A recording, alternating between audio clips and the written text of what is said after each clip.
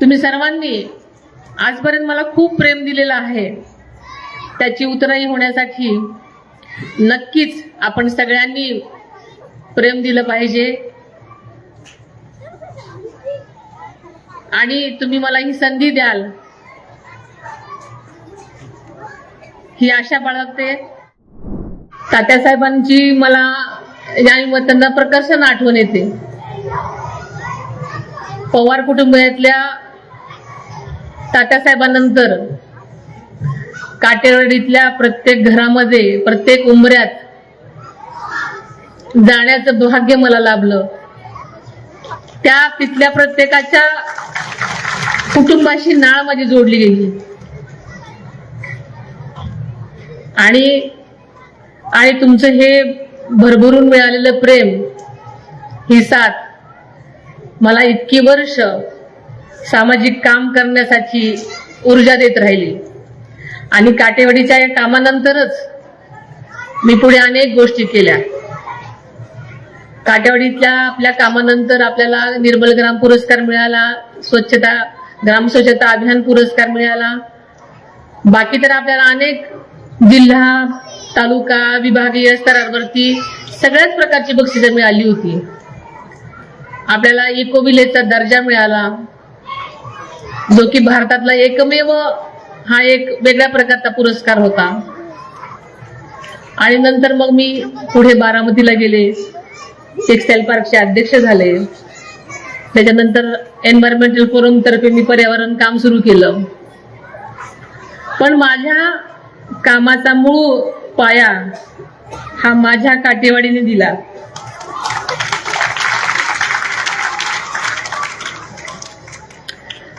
आणि ते मूळ मी कधीच विसरणार नाही।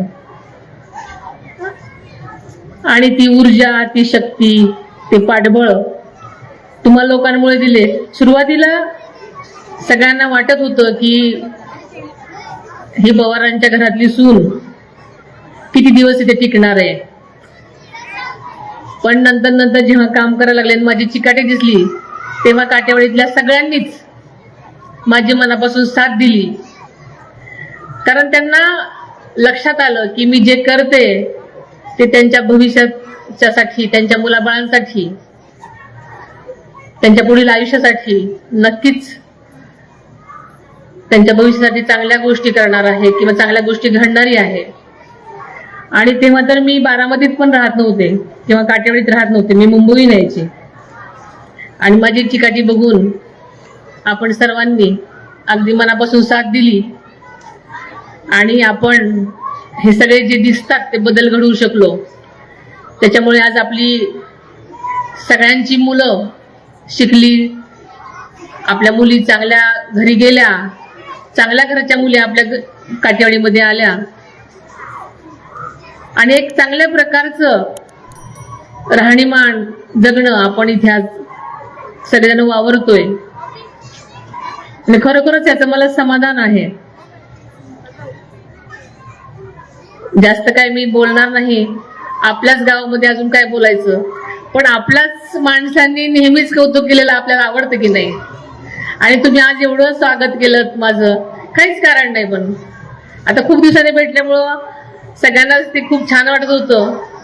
पण तुम्ही माझ्यावर नेहमीच असंच उदंड प्रेम करता, ते प्रेम कायमच राहणार आहे ह्याची मला खात्रीच आहे।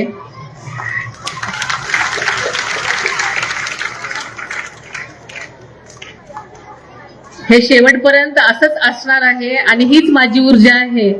हे प्रेम असंच तुम्ही माझ्या पाठीशी राहू द्या, हीच परत परत मारुतीरायाचरणी प्रार्थना करते। तुमचे पाठबळ हीच माझी शक्ती आणि ऊर्जा आहे, एवढं मात्र मी तुम्हाला सांगते।